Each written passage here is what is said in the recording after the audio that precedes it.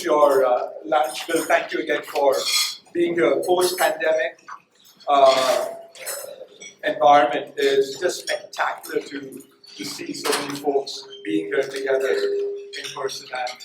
And my job as a World Affairs Council is so much easier when you have a star like Bill and all of you are here today to enjoy this dialogue. So let me start first of all with what made this combination come together to create Truist. Can you say that? I can, right? Thanks, Raj. And thank you for your leadership with the World Affairs Council. And I think this is one of the most successful councils in the country, as I know, in terms of growth and size and commitment. Although I was a little nervous when LJ started the introduction, I thought he was blaming me for the pandemic. It was the last one here, and then we had a pandemic. So I want to sort of clear the decks on that. You know, the premise of Truist was founded on a lot of different concepts, but one was around scale and efficiency in the banking system, an opportunity to create the scale to continue to invest in technology, the things that we had seen in the growth and the opportunities in individual markets. But at its core, it was two purpose-led companies coming together. And the foundation was, could we build a merger based on purpose? I mean, if we think about what will be the legacy of Truist, that's what I hope the legacy will be. It was a merger built on the foundation, strong foundation, pillars in the ground on purpose. And in our discussions early on, the economics were pretty compelling. I mean, I don't think anybody, every investment banker in the country came to call on us and said, you two should merge, you can get all these efficiencies and create all these opportunities. But our code word together was, can we stand for something? Can we stand for something better? Can we make a difference exponentially in the communities that we serve by coming together? So that was the premise and the pillars of the ground foundation of the merger. Well, I can attest, having swum in different environments, that is absolutely taking root. So there's a lot of folks with the same question. How did you conceive of the name, the brand Truist? How did you choose Charlotte as a headquarters city? Why the color purple and so on and so forth?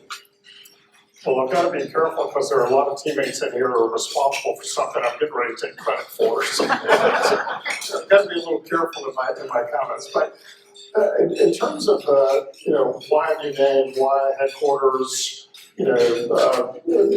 why some of these decisions, we did a lot of work on what are the things that make a merger of equals work and what are the things that don't make it work. That we consistently received, I certainly consistently received, was there were a couple of things. One is we talked about, you have to have one culture.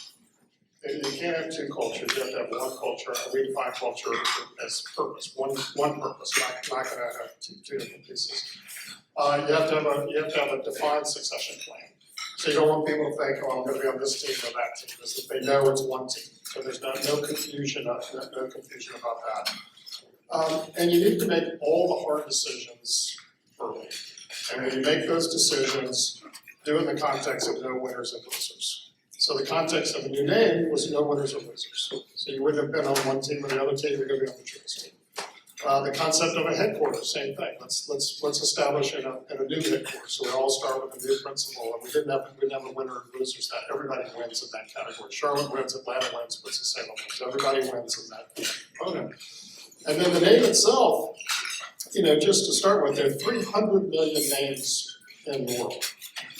So you start with, I'm 300 million in one, so other names have been used. You got to do all the work. Does it mean something in another language and all the things, and can we protect it and all those things that come in. And so Truist just sort of bubbled up out of that process. And what I really like about it is somebody will come up to me, by the way, nobody loved it at the beginning. I just accept that. I got it. And we said all along to our teammates, and we hopefully can express that in this community, is the brand will be what we make it. We call it anything. So the brand will be what we make. What are the actions that we do every day will define the brand versus what, its letters are. But what I like about Truist is everybody can define it in a different way. People come and say, gosh, well, it's the you and I, or it's everybody sees something in it that personalizes it to them, which I think is actually some of the really unique power of the brand. And then I totally underestimated the power of purple. And when we finally converted all of our branches, 6,000 signs over President's Day weekend, just the concept of what I saw on social media when I visited and being out in branches and doing that for the weekend is the power of purple. I'm never without something on purple. I've got a watch band today, just so you have a shirt on. But everybody has something that they connect with, and that's just been more powerful than I would have ever imagined. One of the powers of Truist is where you espouse is the whole the notion of T3. Does that have any bearing vis-a-vis the name, Bill? It does, and that sits in the logo. This concept of T3, which is technology and touch equals trust. The concept that it's not just about technology. We want to invest a lot of technology. It's also about touch. It's also about the human touch. It's also about the connection that we have with each other, that we have with our clients, and we have with our communities. And if you're able to meld both of those together, you make that seamless. You make that people can enter in either way. Then they come out the end with the trust. That was the sense of the formula.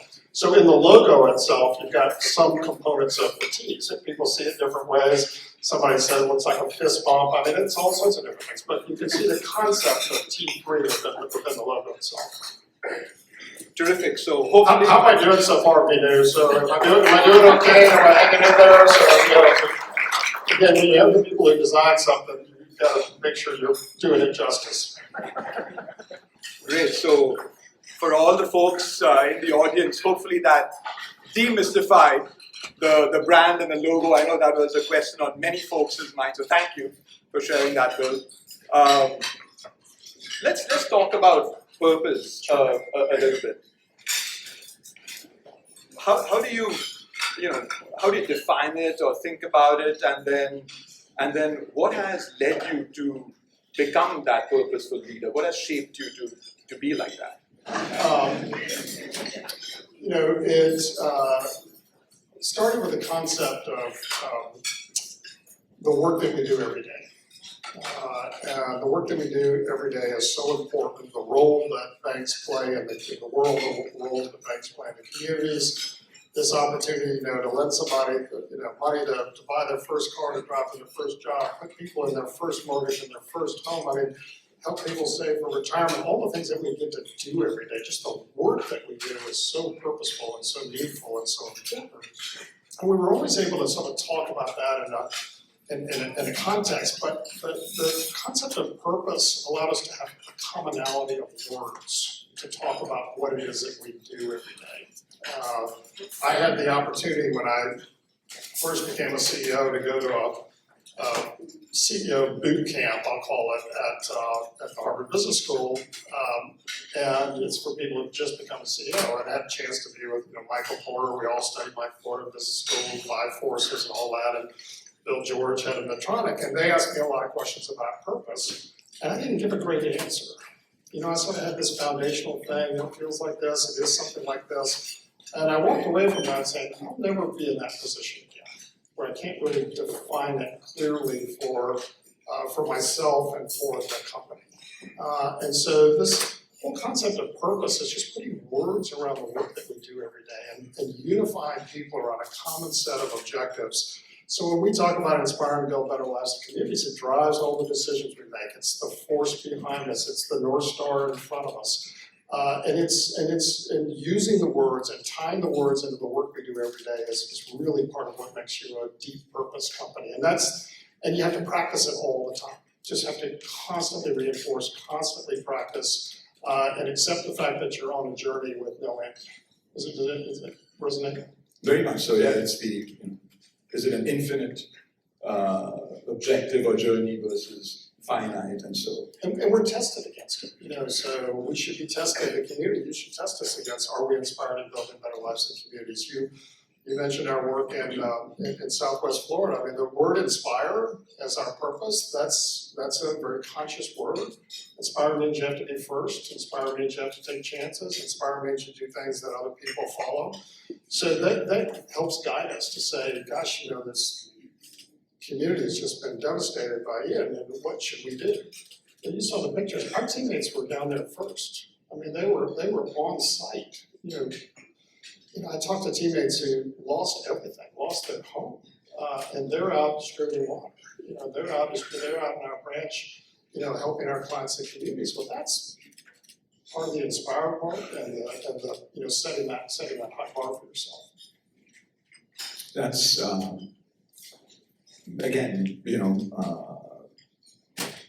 for that purpose-driven culture to be consistent across all parts of Truist, all levels is remarkable, and it is a work in process in some ways, given that Truist is new. So how are you going about really inspiring the 50,000 plus teammates that are part of the Truist family?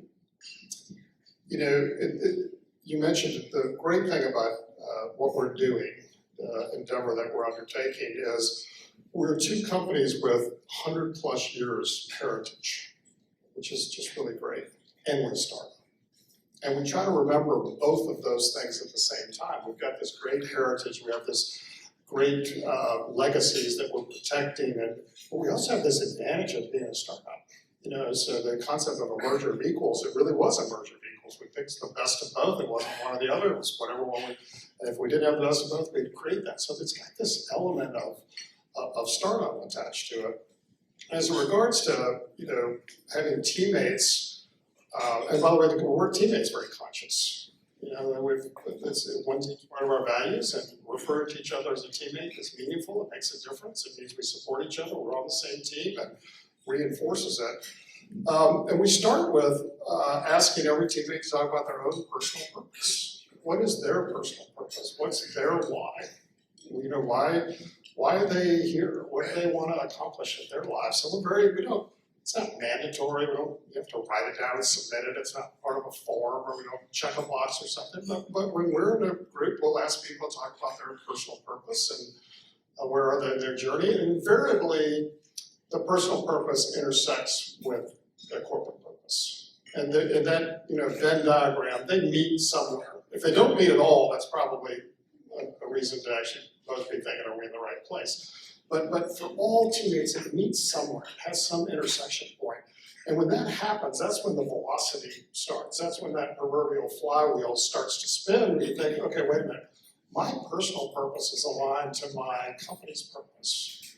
What I do matters, not only matters for me, I get to bring my whole self to work, I get to propel and accentuate my own personal purpose, and I get to help the company achieve what it wants to achieve and propel in its purpose. That's the magic. That's when it's not a job. That's when people are given the discretionary effort.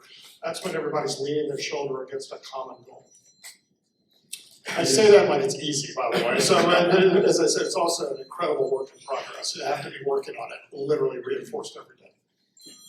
Yeah, but what I've really appreciated and admired is the consistency. And I remember it's 18 months ago or a little longer than that when we first met. It was a virtual meeting and it was an interview, and I thought, oh my gosh, the interview's over because Bill's a Tar Heel. By the way, he's a North Carolina native. Went to Chapel Hill, and through the conversation he asked where my daughter goes to college, and so I said, oh gosh, it's over now. But then we started talking about purpose, and it was fascinating, your line of thinking and conversation. So you were being tested, just so you know. Every day, yes. Change. Let's in a good way. I meant every day in a good way. It's progress. It's development. It's growth. I'm being tested in a good way.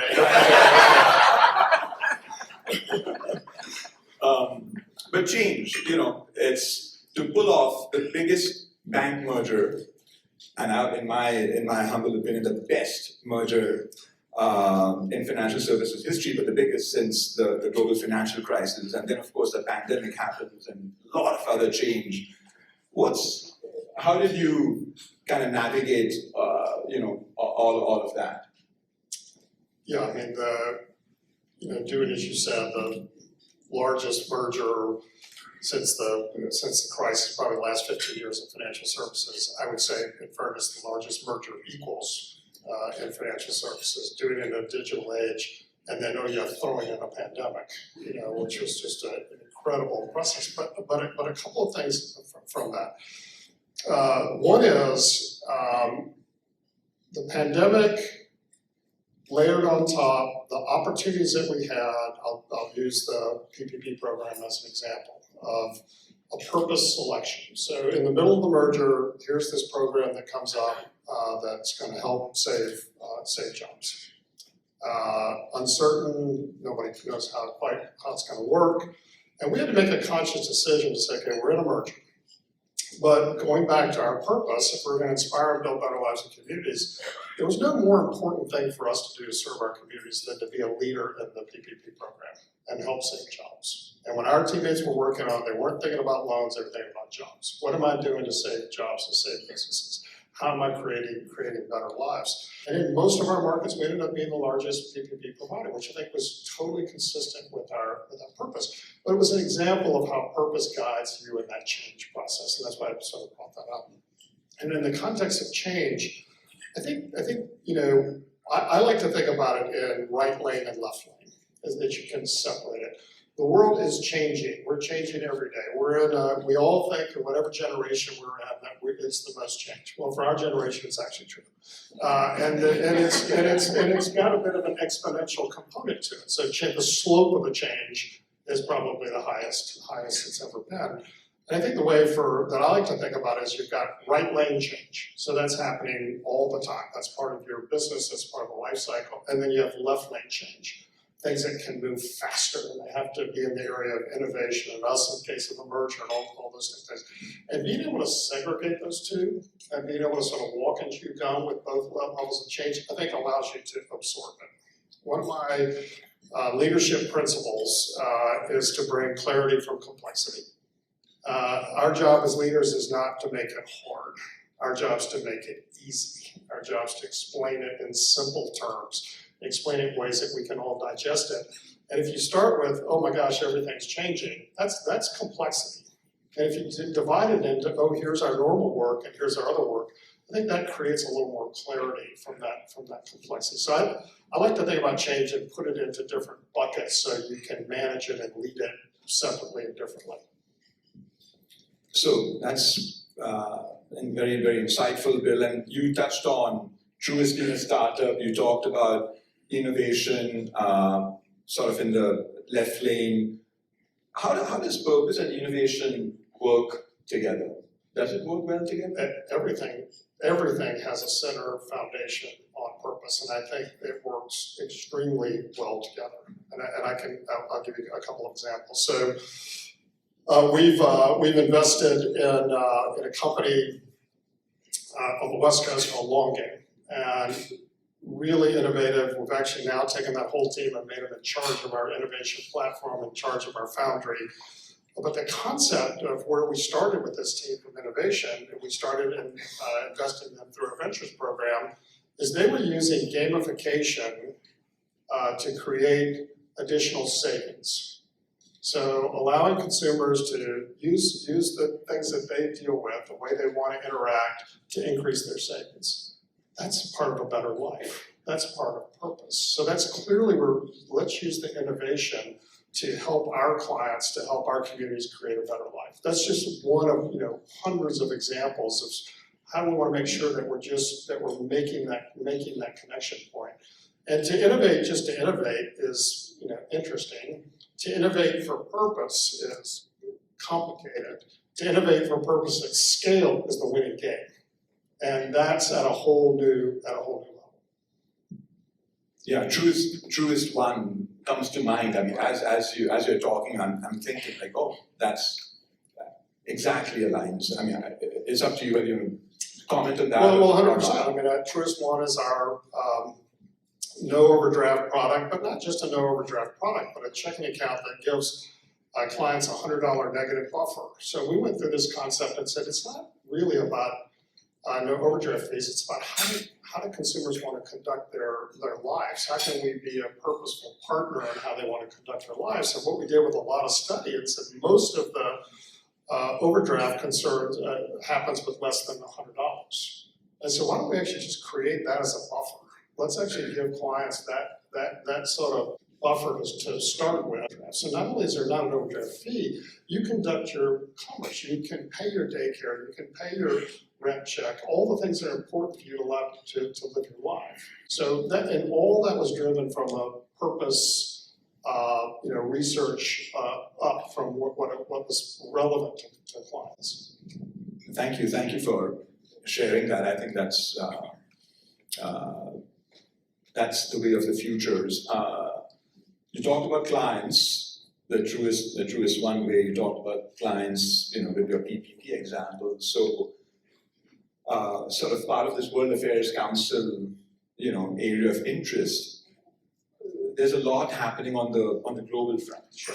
So, what are some of the concerns, topics, trends? How are all of those impacting your client base?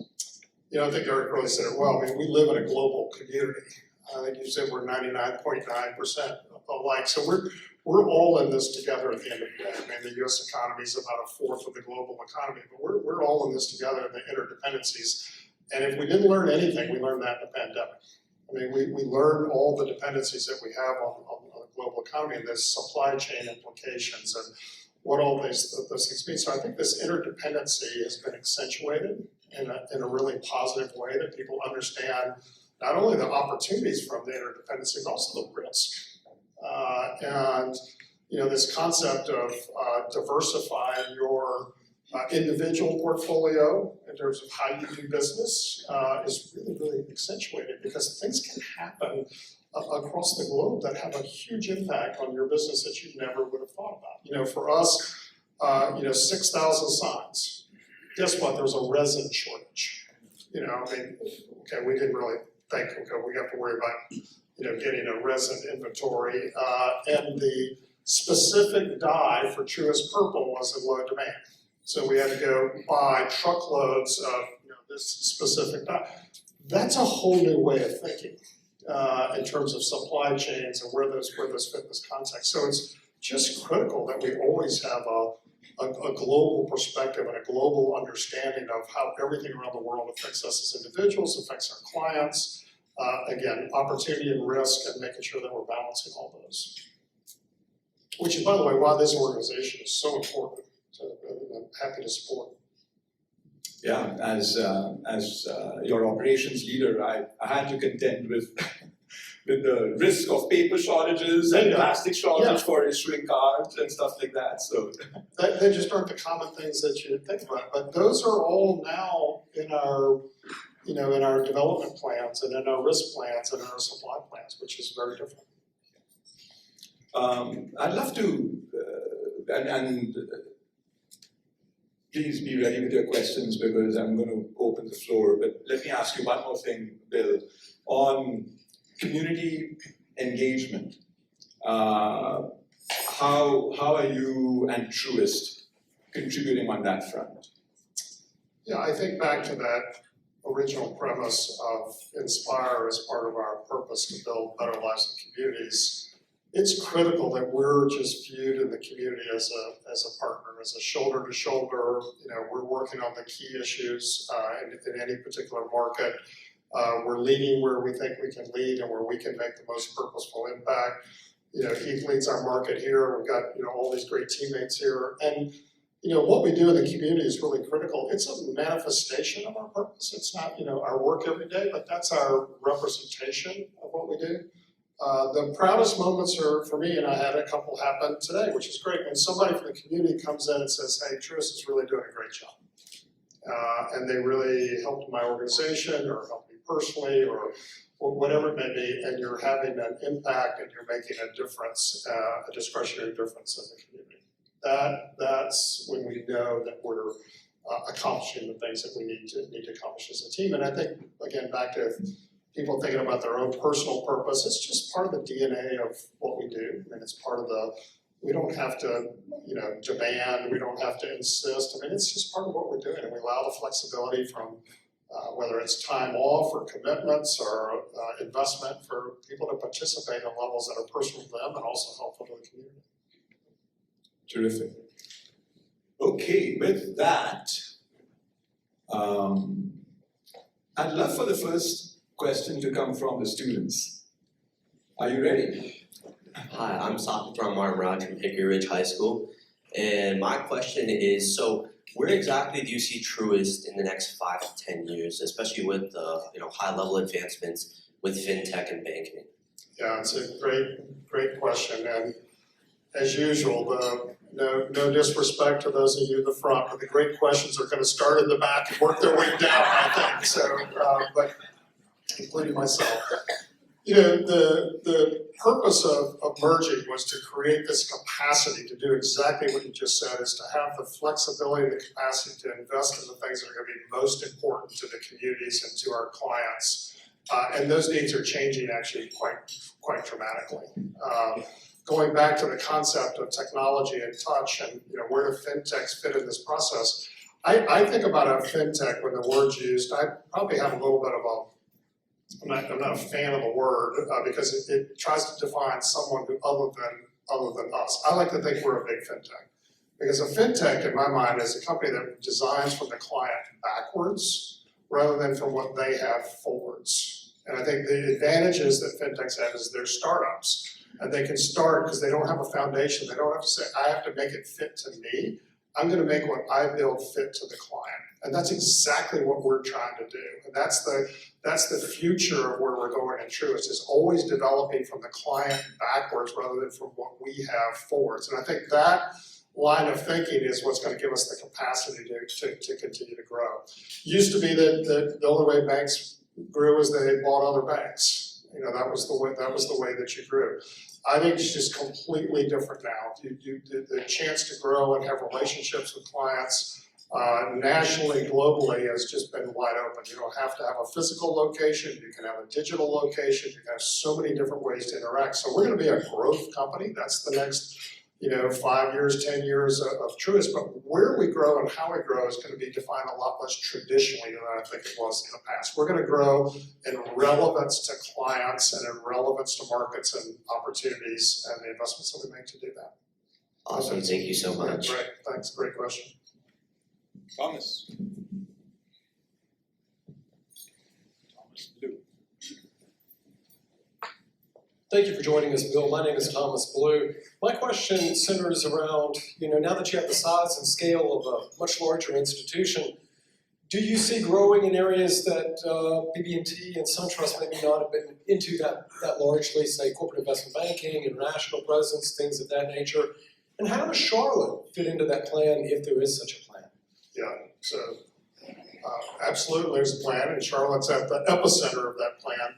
The really great beauty of the two companies coming together is the fact that our businesses didn't overlap in so many ways. We brought so many different skills to the equation. I mean, you could almost say you guys were trying to merge for the last 10 years in terms of how you built the company. So there were a lot of efficiencies on the expense side, or a lot of efficiencies in places where we overlap.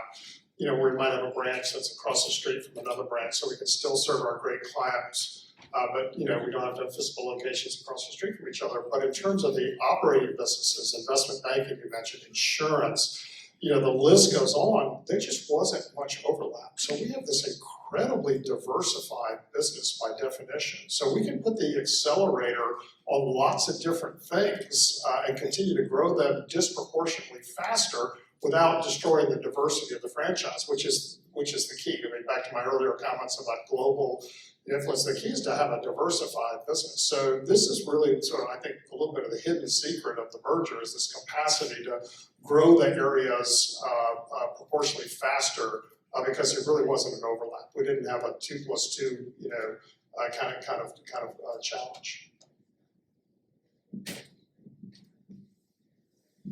Hi there. Susan Rolls, CEO of Interactive Integration.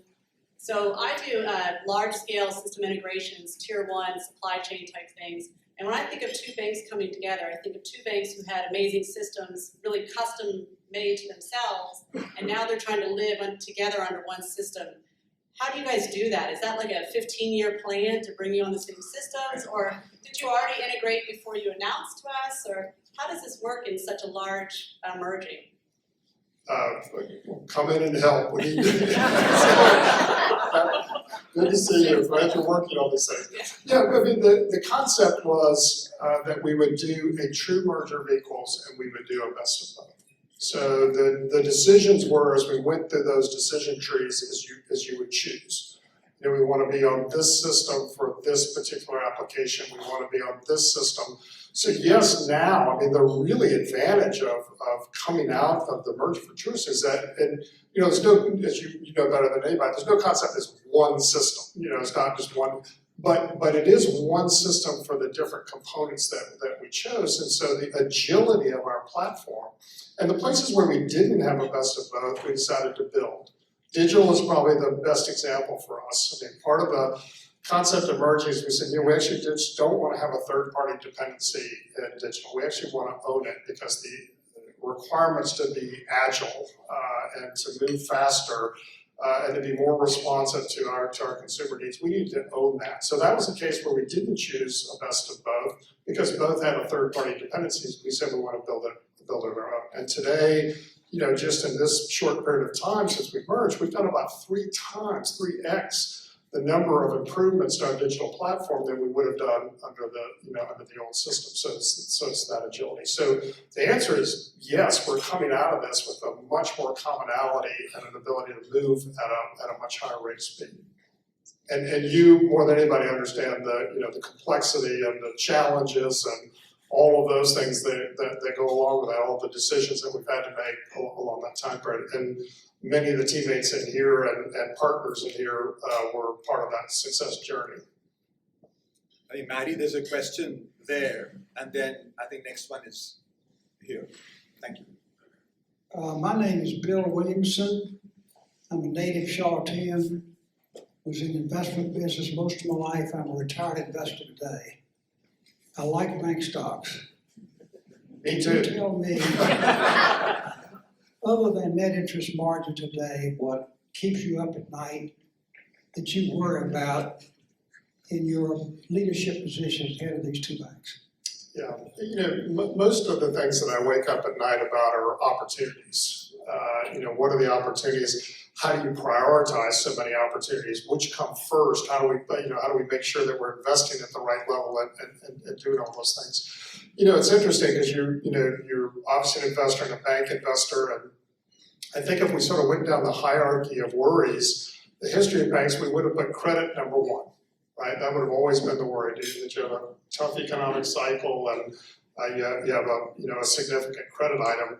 Given the diversity of our business model, credit has sort of moved down a little bit because we've got an opportunity to weather sort of any storm how it became because we're so much more diverse and not concentrated. And then the things that move up the scale are things like cybersecurity because they're binary. I mean, if something happens, it's substantial and it happens right then.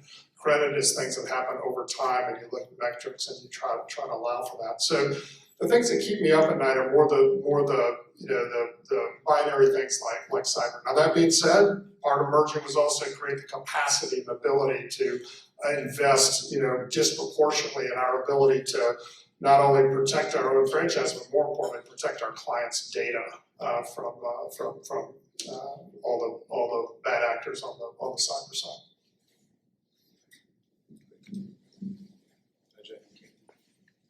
Good afternoon, Bill. First of all, congratulations on leading the largest merger. Love the color purple. It does get my purple, wardrobe a little bit more air than in the past. A question for you, again, thanks for inspiring us with purpose. It's been always, we've always been passionate about it. We've heard that. But for a lot of us in this room, it could be a little overwhelming to think about a purpose and how do you go about that. So any tips for us and some of the young adults in this room, how do you define purpose and how can we, take that journey? Yeah, I think the part of my talk about leadership principle for me was to bring clarity from complexity, and the other is to bring purpose to the work. And I think the most important thing on the purpose journey, and we talk about this with our teammates all the time, is to be clear about how purposeful the work is that I do. You know, if I'm in accounting, if I'm in audit, if I'm at a branch, whatever it may be, then I have a link in that chain. What I do, it matters, and it matters for this reason, and it creates better lives if I do it more, and it creates better communities if I do it more. So I think the most important thing is to create the link to the actual work. It's easier to say when we go in the community that's purposeful. We can see that, we can spot that, but where it makes a difference every day is what I do. And I think when people come to work and they feel like their work matters, and you know, I was gonna say finish the workday. I don't think anybody finishes the workday anymore. So I think we're all working, you know, all through. But you're able to sort of stop and pause and say the work that I do matters. So I think that's one of the most important things when you're on that journey is to bring everybody back to the center of the actual work I'm doing as an individual. Here's how it connects to my own personal purpose and to the purpose, and what I do really matters. And I think that's what people want to experience. I think that's what teammates want to feel in our case, and I think that that's the kind of people that clients want to do business with, that have that same spirit. You mentioned, I think I diverted. I didn't mean to divert. I didn't answer so the Charlotte specific. Somebody asked how does Charlotte fit specifically into this equation. It would be almost impossible to describe how positive our move to Charlotte has been. The business community, working closely with the elected officials, everybody shoulder to shoulder towards a common goal. Things like the Mayor's Racial Equity Initiative, really key.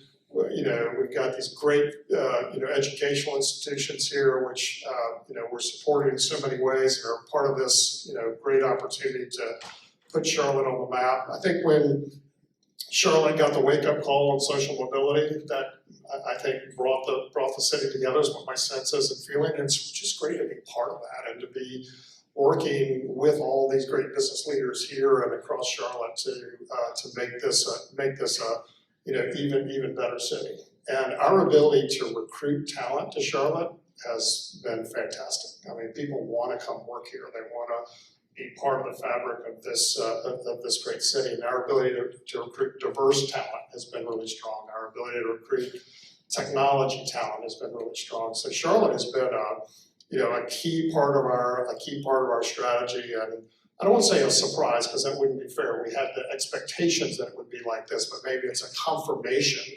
of putting our headquarters in Charlotte and the impetus and part of what it can do to help build Truist. Terrific.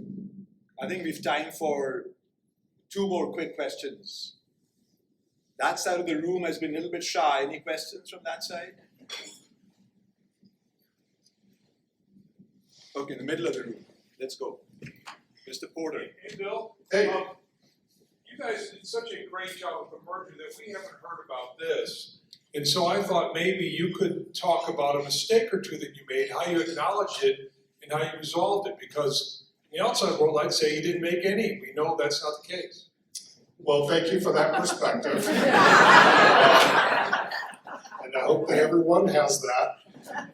In a merger of this size and scope, and we talk to our teammates about this all the time, and largest merger, all those accolades, we have a lot of learning that we have to build case up. And I'll pick out a couple. In the weekend that we were merging,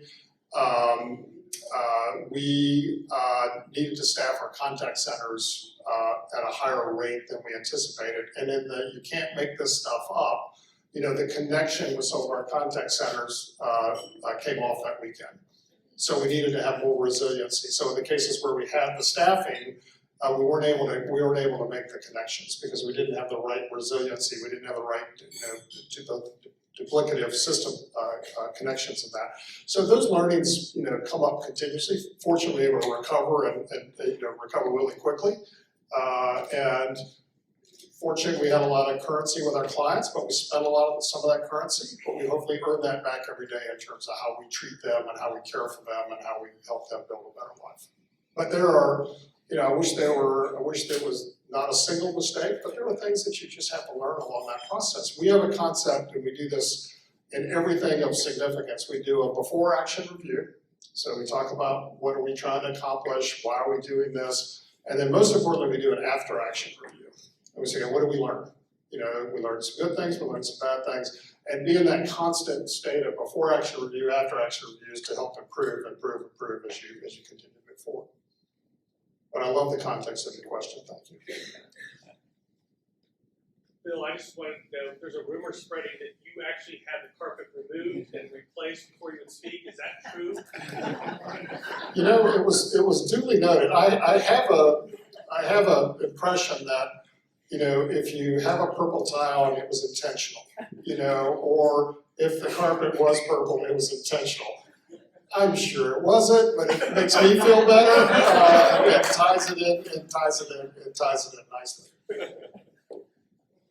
And we'll be back here for many meetings for that. Great, any final questions? I can see one hand up there for our final question, thank you. I don't know that I need a mic, but Jeff Burkholder with Ernst & Young.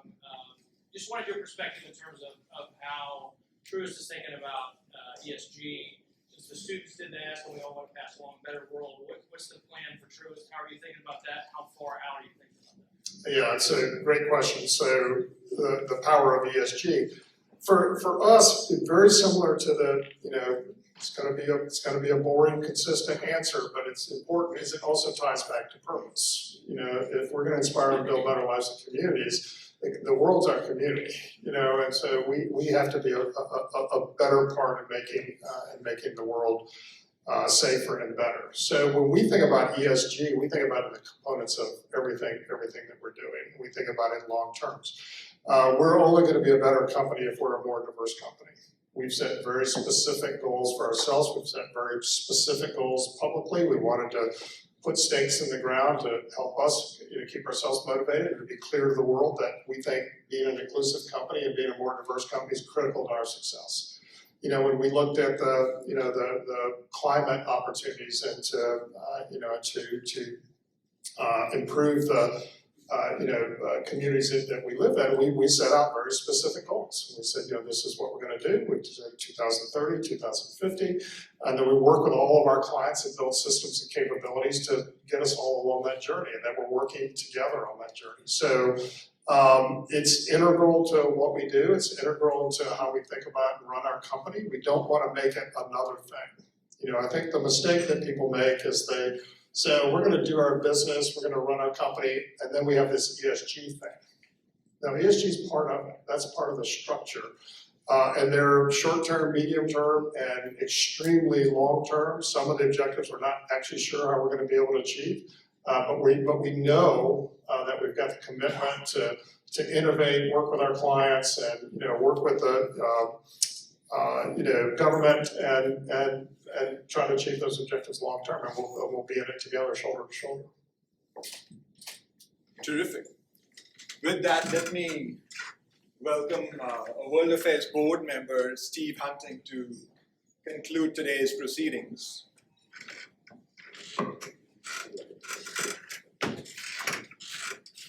Thank you, Bill. Thank you, Raj. I have to first observe all the people in this room and how excited I am to be here and how excited we are that you have all come. And thank you for being here today. The World Affairs Council appreciates that and invites you to other events. Bill, on behalf of the World Affairs Council of Charlotte, we'd like to thank you for this great discussion and being here today. And we have this certificate